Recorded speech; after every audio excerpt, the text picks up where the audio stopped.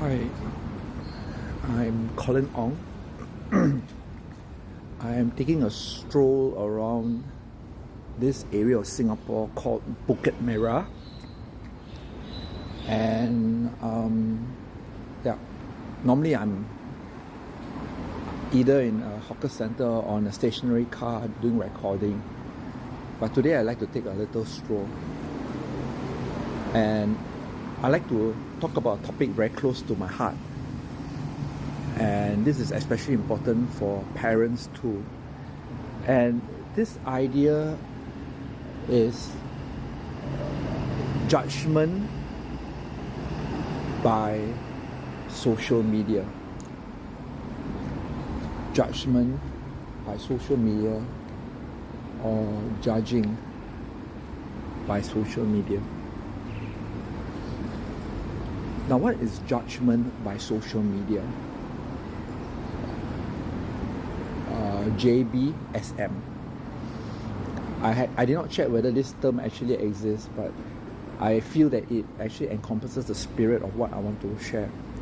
Judgment by social media is the ability to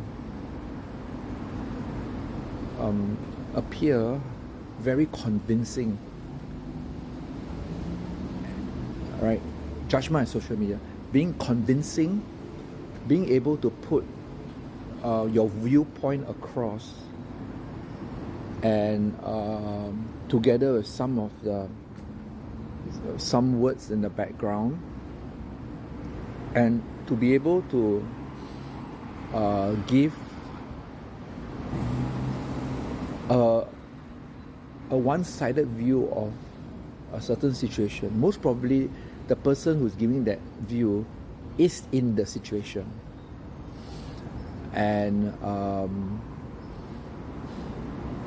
all the parties involved may not be able to give their respective views, and because the case is still being investigated, the case is being thought about, and it could be more complicated than what it seems. But the social media is able to help people who are very comfortable, either because they have blogs, they have vlogs or vlogs, or they are eloquent, or they take many selfies, or they just are trained to be able to communicate. So I saw one last evening, and I was just wondering if my young student were to watch that particular video, how quick my student would judge that perhaps that person's point of view is very well put forward, and the person is very well known, and obviously that person must be correct, and the other parties, especially the organization, is being very unfair. Yeah. So I think parents should also sit down and go through some videos, not just from Singapore but from different countries, especially the short videos, the type of videos that last for maybe 2 minutes, because it's the short videos that are so much more impactful.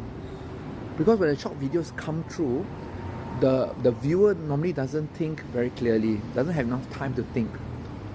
And I guess that's the reason why some of my students say that it's also important whenever there's a video to also have a comment side, which I normally I disallow commenting on my videos.